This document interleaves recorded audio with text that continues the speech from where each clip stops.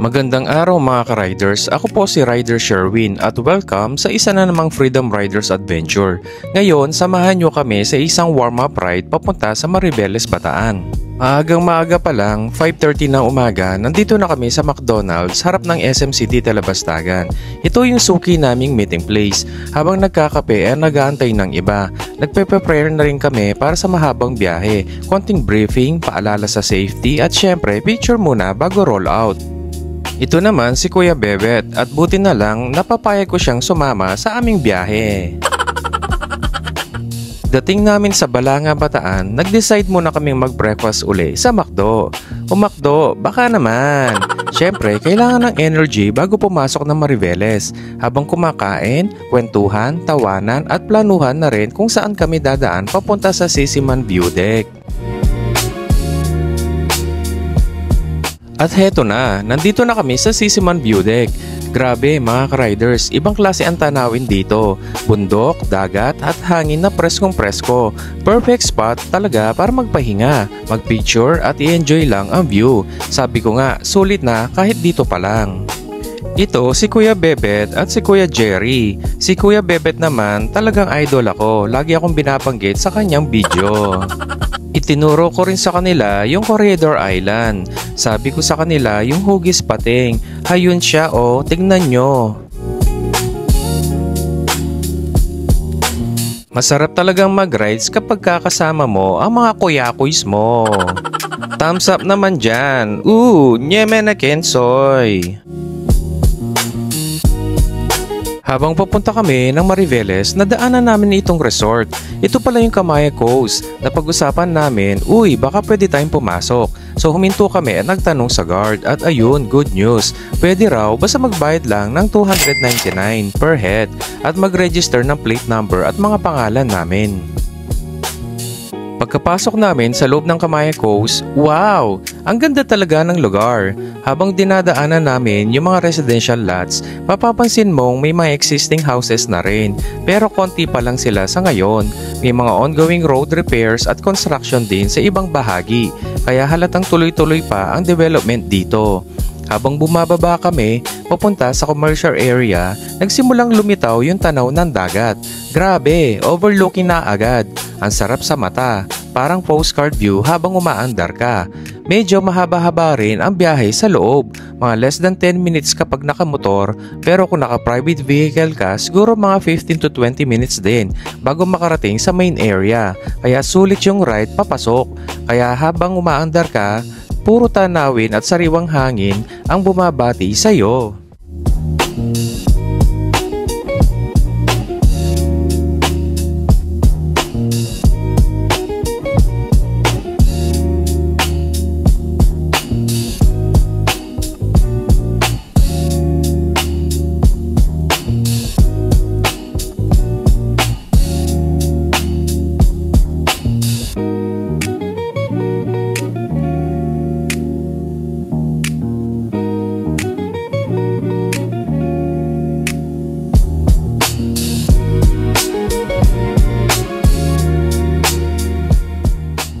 Alright, so nakarating na ho kami dito sa Kamaya Coast. Pakita natin.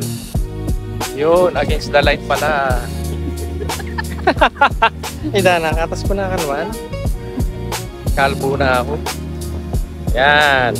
Nakabag ko na Okay, mga kaibigan, nandito tayo ngayon sa Kamaya Coast. Biglaan lang po ang pagpunta namin dito. Hindi biglaan, alam mo yun. So, ano pala? Nasa gitna, nasa kasi loob niya, hindi kami pupunta dito sa November 10. Ginala kami ngayon. Ano pala to pwede pala mag-walk-in. Kung ginawa namin, nag-walk-in na lang kami. Bilang naging manager naman tayo dito sa Kamaya Coast, kaya siguro Walk-in, no? isang factor. Ay, sorry. Dito pala yung daan. So right now ho, papunta na tayo ng registration area. Mag-register tag pa? Hindi na, pangalan lang siguro, beach area. So ito na ho yung development. Para sa tita ko na nag-avail dito sa Kamaya Coast, ito na ho yung itsura ng Kamaya Coast. Way back 2008, nung nag-start ako dito, wala pa lahat yan. Puro mga buhangin. So, ito yun. Matatak tayo dito, I'm sure. Yan. Registration? Registration, doon. Dito, bayad muna ako. Kasi hahatid lang nila. Dito muna kami sa registration area. Kasi Kuya Bebet. Saan ako? Waiting area naman yung mga kasama natin. Mga internet. Wala kayong internet? Mga par, ano nga sabi mo na may Restamo Kamaya host na unplan? Surprise. Surprise. Unplan niya eh. Pero okay okay game. Okay yan ha. Okay.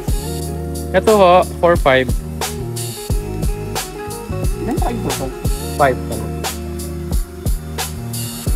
Thank you. Ano masasabi nyo guys? Biglaan ng ano? To be announced. I-announce na Maybe. Okay, ano yun? Two step next. Welcome sa Kamaya Coast.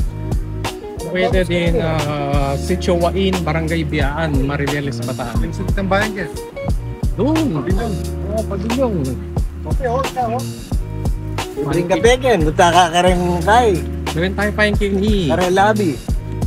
Tayo pa yung kaya katangray. Hotel ini eh. Hotel. O tara magtatagay labi. Bata ka pe.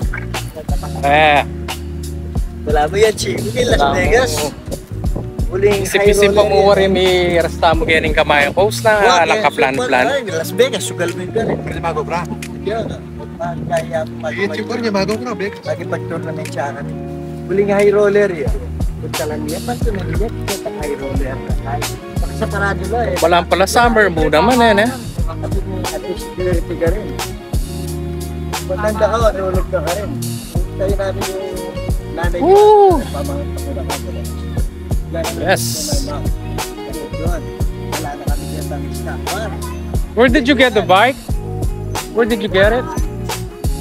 Which way? What way? Punta muna tayo dito. Okay, Wood Pavilion. Ganda. Dati Cabanas yan eh. Tubo yan.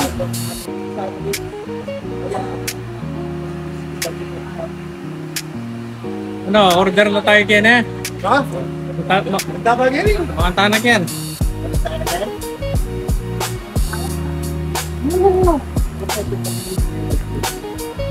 Yes. Yun o, style daw o. Dito muna tayo sa ano, aircon. Lumaki na yung pavilion, no? Laki.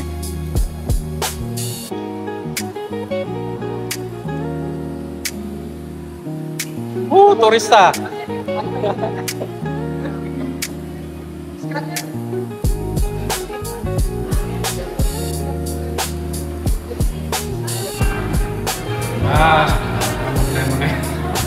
Yung nag-training nga sa mo.